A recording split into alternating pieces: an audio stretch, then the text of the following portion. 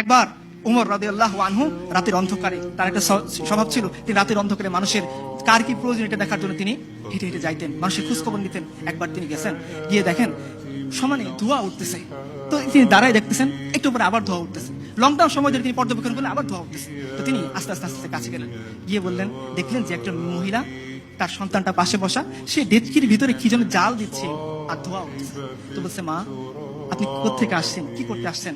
বলছে, দেখো খলিফা উমরের সাথে দেখা করতে আসছিলাম, এখন তো রাত হয়ে গেছে, তাবু খাটে সে কখন থেকে অপেক্ষা করতেছি, এই সন্তানটাকে চেষ্টা করতেছি একটু ঘুম পাড়াবো, কিন্তু আমার বুকে দুধ নাই, এই বাচ্চাটা ক্ষুধার যন্ত্রণায় কষ্ট পাচ্ছে। তো আমি একে সান্ত্বনা দেওয়ার জন্য একটা হাড়ির মধ্যে কয়েকটা পাথর নিয়ে জাল দিচ্ছি আর বলতেছি, দেখো বাবা রান্না হচ্ছে, তুমি একটু অপেক্ষা করো, রান্না হচ্ছে, তুমি একটু অপেক্ষা করো। এই দৃশ্য দেখে আমিরুল মুমিনিন উমর রাদিয়াল্লাহু আনহু বাচ্চা শিশুর মতো কাঁদতেছেন, দ্রুত আসছেন বাইতুল মাল থেকে, নিজে আটার বস্তা নিয়ে গেছেন। তার গোলাম বলতেছিল, হে আমিরুল মুমিনিন, আপনি তো আমাদের সবার আমির, আপনি আমার আকা, আমার মনিব, আমি আপনার গোলাম, বস্তা না আমার পিঠে দিবেন, আমি না আপনাকে নিয়ে যাব। উমর বলতেছেন, হে আমার গোলাম, যে বোঝা আল্লাহ আমাকে দিবেন সেই বোঝা কিয়ামতের দিন তুমি বইবা, বস্তা আমার কাঁধে তুলো। উমর রাদিয়াল্লাহু আনহু খলিফাতুল মুসলিমিন রাদিয়াল্লাহু আনহু, তিনি উটের ও আটার বস্তা পিঠে নিছেন, একটু তেল একটু ঘি হাতে নিছেন, কয়েক মাইল হেঁটে ওই নারীর কাছে গেছেন, গিয়ে তিনি নিজ হাতে আমিরুল মুমিনিন উমর ওই যে পাথরে দিয়ে গরম করা যে পানি, সেই পাথর সরিয়ে ওইখানে তিনি আটা দিছেন, আটা গুলছেন, নিজে রুটি বানাইছেন।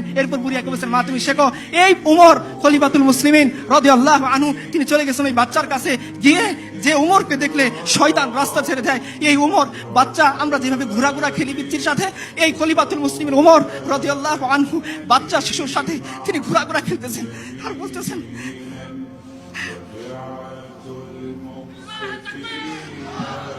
উমর বলতেছেন যে এতক্ষণ তুমি বাচ্চাকে কাঁদাইছো, এখন হাসিতে হবে।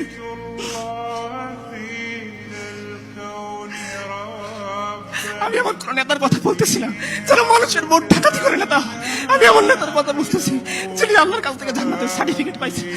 উনি বলতেছেন যে ওমর, যতটুকু তুমি বাচ্চাকে খাওয়াইছো এখন তোমাকে হাসিতে হবে।